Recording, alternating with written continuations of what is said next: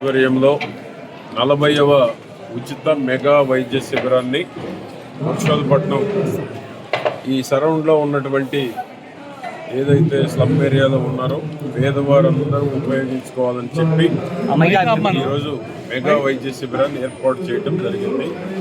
దానికి గుంటూరు నుంచి రమేష్ హాస్పిటల్, శంకర్ నేత్రాలయం ఇద్దరు కూడా కంటి సమస్య ఉన్నా, గుండెకు సంబంధించినటువంటి ఎటువంటి సమస్య ఉన్నా ఇక్కడే పరీక్షలు నిర్వహించి వారికి ఎన్టీఆర్ వైద్యం ద్వారా గౌరవ ముఖ్యమంత్రి గారు కూటమి ప్రభుత్వం వచ్చినాక దేశ చరిత్రలో ఎక్కడా లేనటువంటి విధంగా సీఎం రిలీఫ్ ఫండ్ ఇవ్వడం జరుగుతూ ఉంది.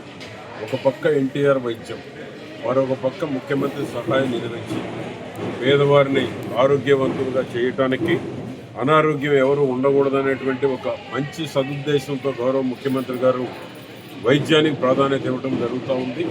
దానికి ఈరోజు ఇక్కడ ఉచిత మెగా వైద్య శిబిరాన్ని ఏర్పాటు చేసి పేదలను ఆరోగ్యవంతులు చేయటమే, అనారోగ్యం లేనటువంటి చిలకూరుపేటగా రూపుదిద్దటమే దీని యొక్క ప్రధానమైనటువంటి ఉద్దేశం. రెండవది, ఈరోజు పల్స్ పోలియో కూడా నిర్వహించాం.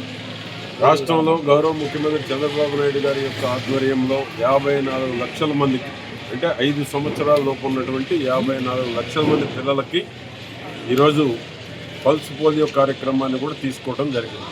పోలియో రహిత ఆంధ్రప్రదేశ్గా తయారు చేయటమే కూటమి ప్రభుత్వం యొక్క లక్ష్యం.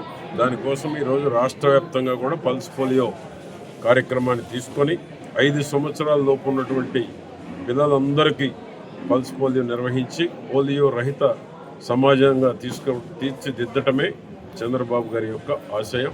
ఇటువంటి మంచి కార్యక్రమాలకు ప్రజల నుంచి కూడా మంచి స్పందన వస్తూ ఉంది. బ్రహ్మాండంగా సద్వినియోగం చేసుకుంటూ ఉన్నారు. ఈ విధమైనటువంటి ప్రభుత్వం మాకు ఉండాలి అని ప్రజలు కోరుకుంటా ఉన్నారు.